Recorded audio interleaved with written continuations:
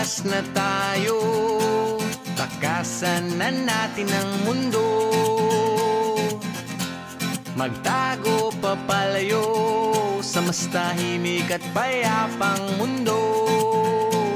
Umubulong ang hanging amihan at huni ng ibon.